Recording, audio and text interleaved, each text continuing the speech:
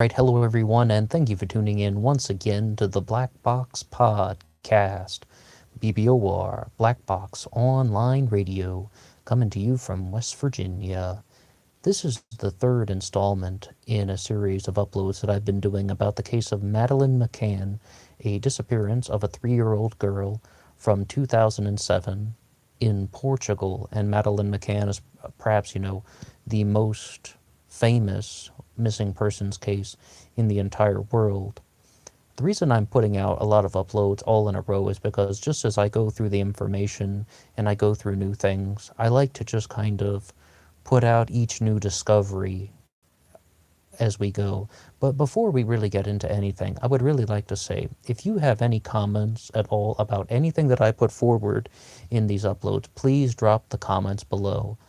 I talk about a lot of theories on these segments, but it doesn't mean that I know everything or I think my theories are perfect or I think that what I'm saying about the case of Madeleine McCann is just the absolute best in the world. No, I need your guys' input. I need help from all of you people out there. And if you have anything that you think that could contribute, or if you think, hey, wait, I don't really agree with what he's saying, drop a comment below and let's discuss so we can really expand the discussion and try and understand things a little bit more.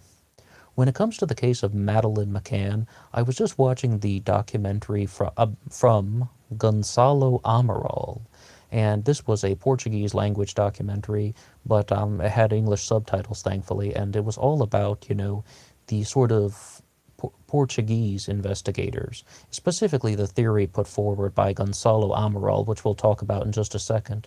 The most recent one that I had watched was the Sky News documentary, so it's really nice to just hear the perspectives of the British investigators and the Portuguese investigators. An enormous, sort of trend, if you will, in a lot of the English language media is that the Portuguese investigators botched this investigation. I heard that countless times. I heard it not only in the Sky News documentary, but years ago when I was first researching the Madeleine McCann case. I heard that in multiple sources, and I think it's a bit of a blame game. I just think that people are sort of providing answers about why they have not come to a sort of a firmer conclusion about what happened to Madeleine McCann. Well, I guess we're going to have to get to some of the kind of heart and soul issues going on here. Gonçalo Amaral, the investigator from Portugal, believes that Madeleine McCann was not abducted. He believes that she died in the apartment where her family was staying with Jerry McCann and Kate McCann and their other two children, Madeleine's two siblings.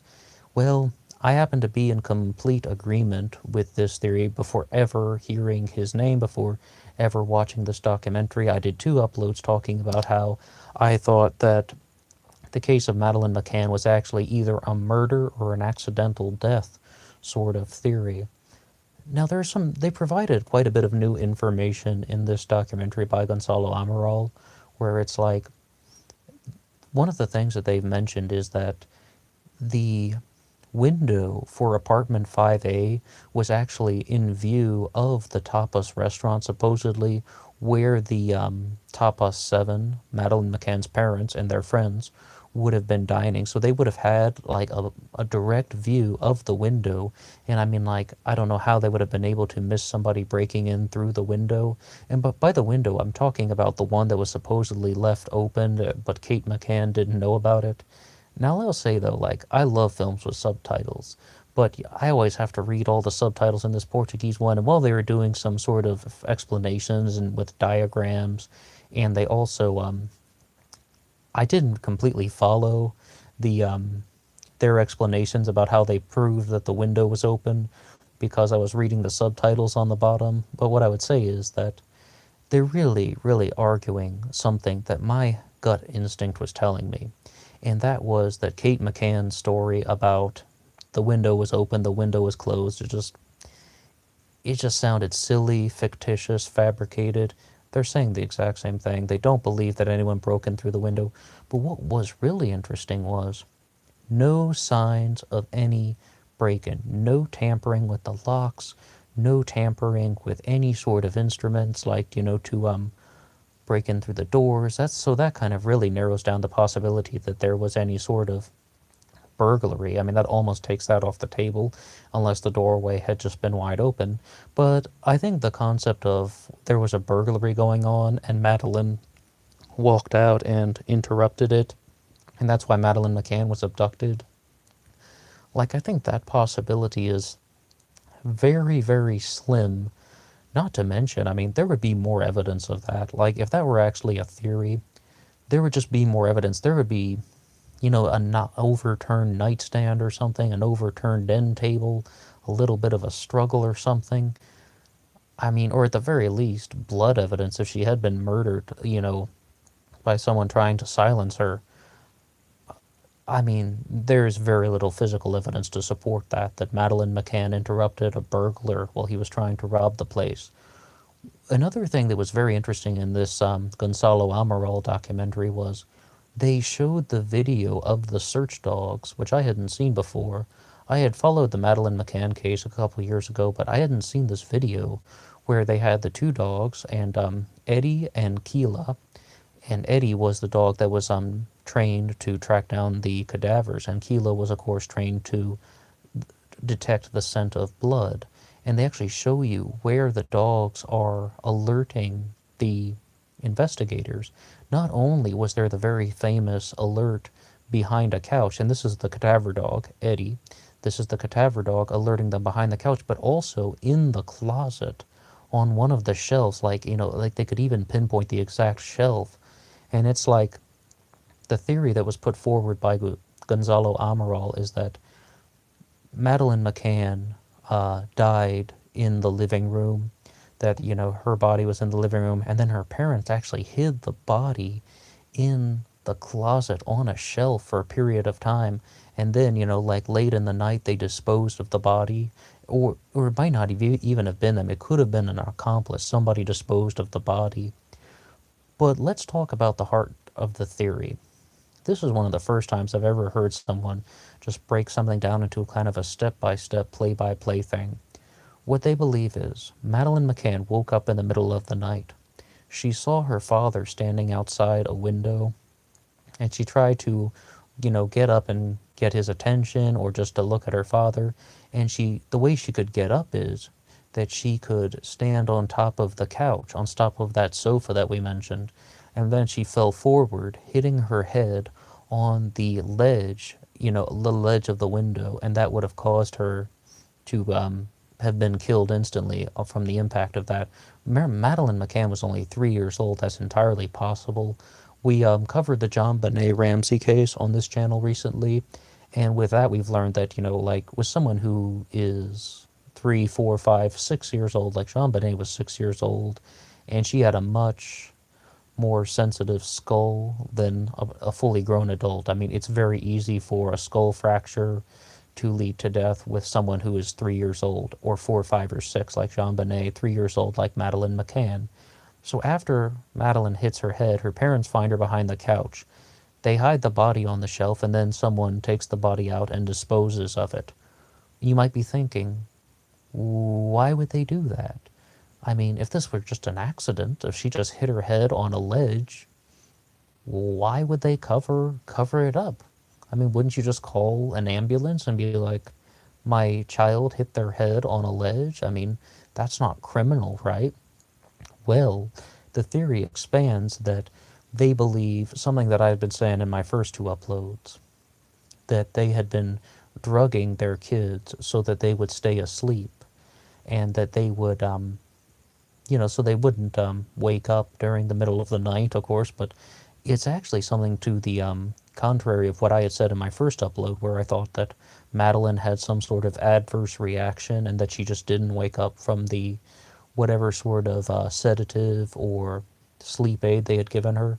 Like, I just thought Madeleine just didn't wake up from that, but the theory put forward by Amaral is that she did wake up. Maybe like over time it just became less effective on her, and then that scenario happens where she hits her head, and the parents hid the body because if they had conducted an autopsy, they would have found out that she had been drugged and that they were drugging their kids, and not to mention that they left her alone And like I had a comment come in on my first upload, and somebody was just pointing out that no matter what way you put it, abduction, accidental death, murder, no matter which way you look at it, I mean, the three children were left alone, and I know they were checking on them like like at least once during the night. Supposedly every 30 minutes, someone was leaving the Tapa 7 to go check on their kids.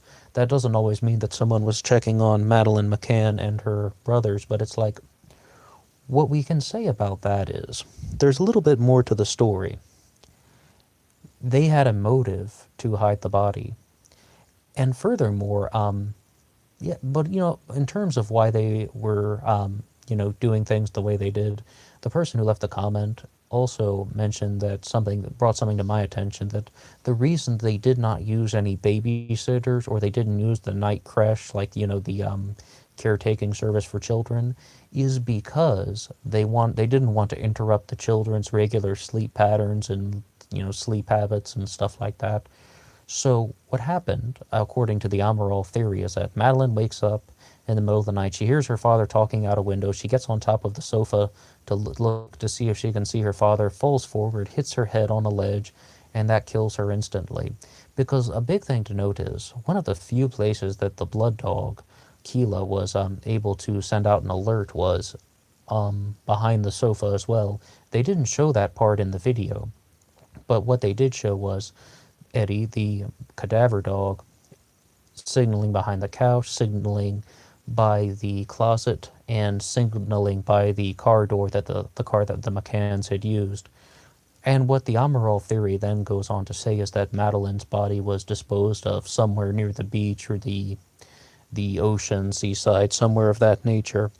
We don't necessarily know 100%. I mean, I can't I can't even begin to think about the location yet, but what we can say is a lot of the things we've talked about on this channel so far have all kind of come together.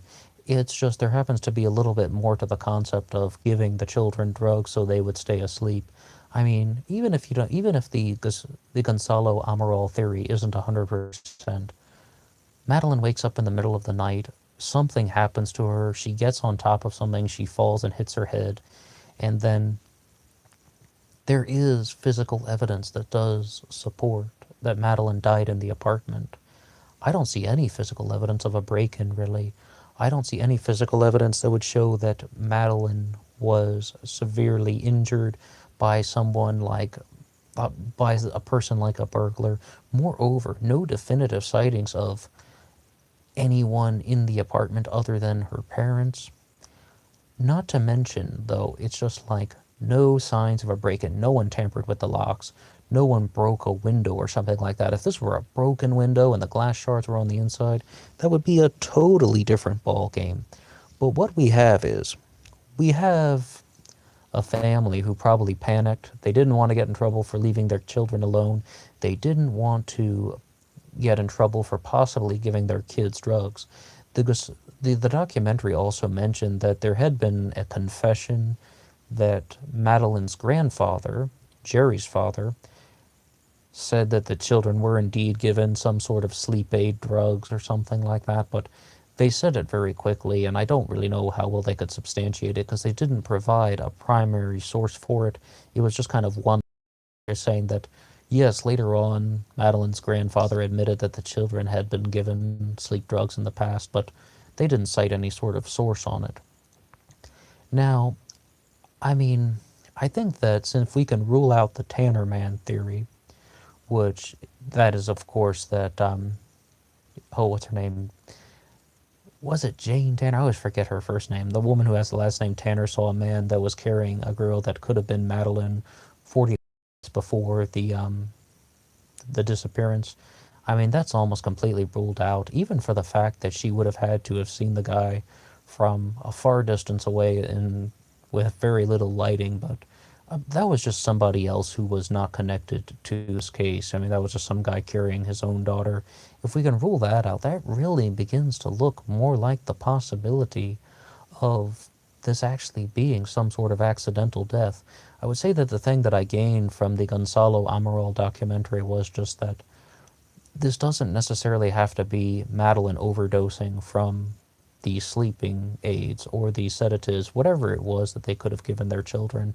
It doesn't necessarily have to be that.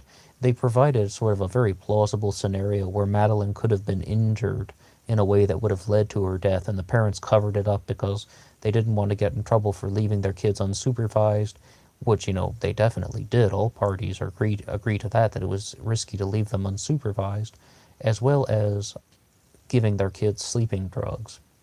Now, when I was recording the last upload, I made a very, very large statement when I said that I don't get the creepy vibes from Jerry and Kate. I don't get the sort of they're hiding the guilty verdict kind of vibes. I don't get the vibes that they were being very deceptive. When I watched their interviews, I was like, they seem like, they have a certain genuine nature to them, that they're actually being somewhat hopeful. I mean, like, I just really don't. When you watch some people in interviews and you really feel like they're trying to lie to you and to deceive you. I did the case of Billy Joe Jenkins on this channel, and one of the largest things that is involved with that is the testimony and the interviews with her foster father, Sean Jenkins, and he's so creepy and weird. But like, in the past, I didn't have any of those feelings with Jerry and Kate McCann until I saw the interviews where they were provided the videos of the cadaver dog. When they have the cadaver dog Eddie, signaling that there's a dead body behind the couch, that there was a dead body, I should say, and there was a dead body on the shelf, there was a dead body by the car, and then Jerry McCann just flips out. I don't know what type of reaction should be expected of a person like that, but he's just like, no, no, no, I can't do this anymore. He freaked out. And it's like, I mean, once you see some things like that, these two people are very much on edge. But at the same time, I mean, like, we would really have to kind of examine this from sort of an honest theoretical standpoint.